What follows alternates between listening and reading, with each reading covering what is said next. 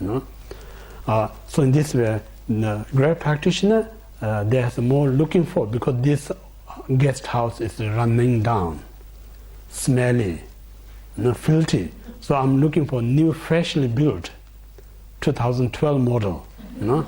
So they have more confidence to depart. So there's no fear at all. So that's the great practitioners. And then second great practitioner is like I don't have the money to book the newly built 5-star hotel, but at least I booked the motel. It's just comfortable place to sleep. So that kind of a confidence, the second good practitioners. And the third good practitioner is like I don't have any confidence where I'm going to find a motel or not. It doesn't matter if you don't find, I can camping. At least I don't have regret. I don't have regret. My life lived pretty much positive. I did so many negative, but I did more positive than negative. Then there's no fear. So in this way, if you don't do any practice, at the moment we think it's okay, but whether you're believer or non-believer, when time comes to death, we all get the same feeling. There's no discriminatory whether you practice or non-practitioner. We all have a fear. So that time, nothing can help you. Say, I'm so famous, they're not going to ease your fear. I say, I have a lot of followers, they're not going to ease your pain. Say, I have a lot of wealth, they're not going to ease your pain. That time you have to experience your own fear. You have to live your own pain. You can't say, you are my friend, you are my followers, you are my parents. Can you take a little part of my pain with you? Of course, they're happy to take from you if they can, but in reality, impossible to take someone depends to you. So everything I have to experience myself. So therefore, it's very important. One must right now we can prepare ourselves, because we are the traveler. When we are traveler, we don't just hang on the guest house. You just think this is just temporary. We have to move on and on. So that's the reason we call it the time of the death. If you Dharma, it will give you peace of mind. Because now you accept it's a reality. Nothing can stop. So once you accept, there's a lesser fear. So when you have a lesser fear, it's not only helping to yourself, also helping to enlarge your families and your friends, because they also feel good. At least the person I love kind of lose, but he is very peaceful. We all talk about, I'm really happy he's died with very peace. So some of we say how painful death. So painful death is even not the person. Of course, the person who died in the painful is so much suffer. Also, imprint left all the remaining families. They always think, oh, I'm so sorry to die in a very painful way. So much, how much it disturbs the mind. So all this reason, we need to be really not live in the illusion kind of state. We need to be reality. When we reality, so it means we are not led. We are perfect timing. So in this perfect timing, we should practice Dharma. So there's so many types of practice Dharma. So at least practice Dharma. Dalai Lama used to say, even you can't help other, at least you don't harm. That's the good, the bottom line. At least, so no harm means it's human nature. Our human nature. When someone do something wrong, we easy to criticize. We don't have the intention to, may not have intention to harm, but it's nature. We're just criticizing. Just criticizing itself is actually harming that person. So in this trouble, we need to practice. Really, practice means to recognize my every problem and fixing that problem. If you can do that, that's a far more greater practitioner than you sit in the front of Buddha and recite 1,000,000 mantra. Means nothing. How many people out there recite millions of mantra but still have so much criticism in the world? And someone just do simple things and know my criticism is a mistake, I should not criticize. That person is even much greater practitioner than someone who sits in front of Buddha and recite the millions mantra. That's the real practice. Like I mentioned a few times, like I said, person who's sick, say, I'm going to see doctor. How many millions you said that if you don't go and see doctor, your sickness is not going to get better? So someone said nothing but just quietly go and see doctor, take medicine, that's much better. You know? So it means like a Dharma practice means like a real treatment. It's not the religion I mentioned. It's not the spirituality, it's just treatment. So if you do the right treatment, definitely everything's fixable. If you don't do the treatment, just talking about treatment, that's not going to help you to kind of fix the problem. You know? Like also religion, people talk about treatment all the time, but the reality, they're not doing any treatment. You know? That's really get worse. So this way,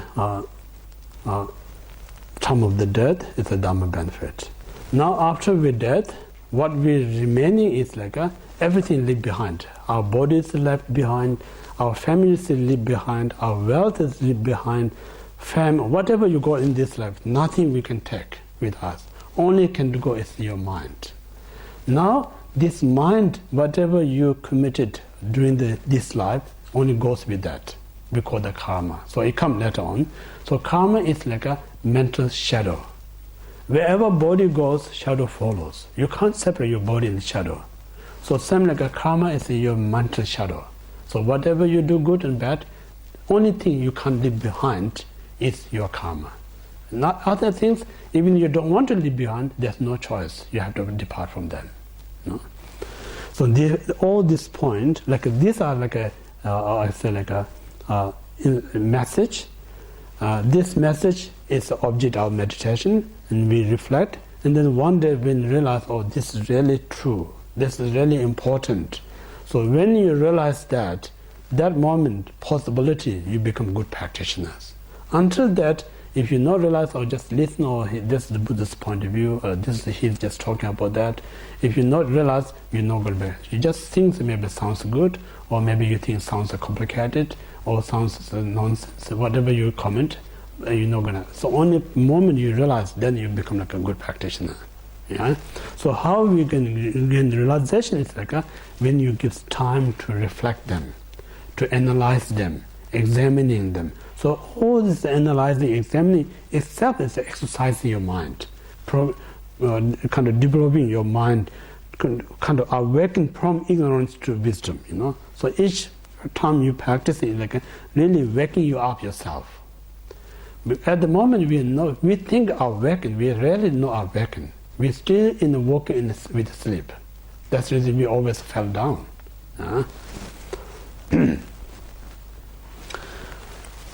So in this way, if you think about all this kind of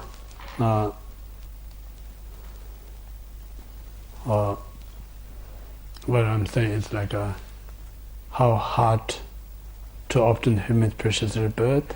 Once I have a human life, how great opportunity to practice Dharma. So that helps you to allows you to practice Dharma. One thing. The most important is like impermanence. I said like if there's so much attachment to this life, then you not have a chance to do anything in the future.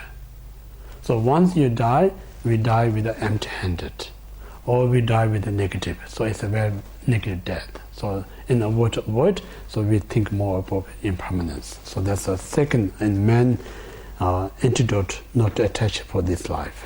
Yeah. Now third is law of karma.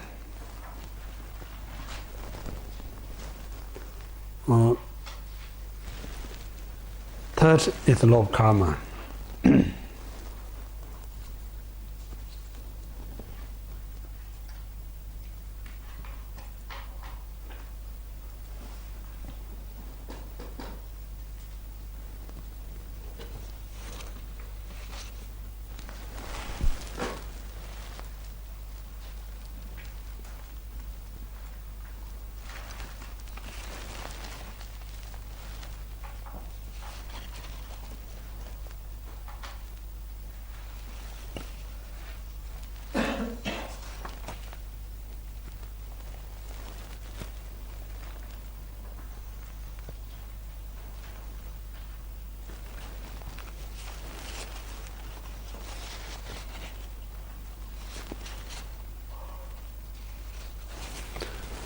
Love karma, the third one.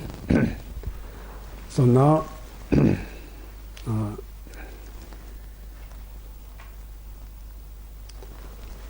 when we look out there, we see the trees, mountains, lakes, river, so many things. We call the inanimate objects. Then we look within the sentient being, we have human, animal, insects, so many animate objects. So we need to know where these things coming from, what cause and condition created these things. Yeah.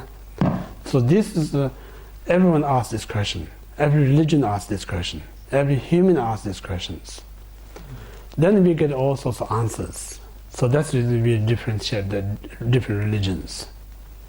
Like some religion says, these things come without causes, just come by itself. Also there exists that kind of religion viewpoint. Then some religion says one single energy creates everything. Mainly Hinduism, Christian, Muslim, God created everything. Yeah? And then the Buddhism says everything arises from the karma. Yeah? So in this way, how they differentiate the viewpoint of the different religions.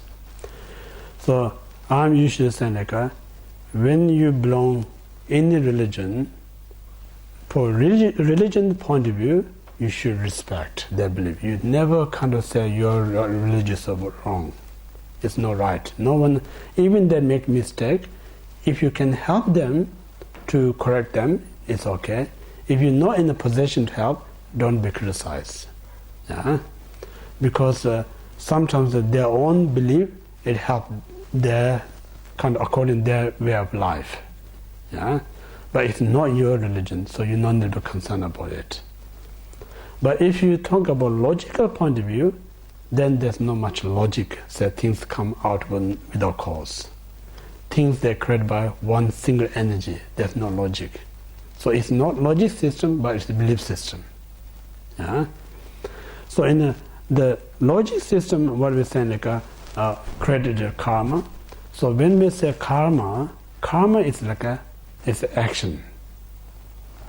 Subject, object, and action. Action is a karma.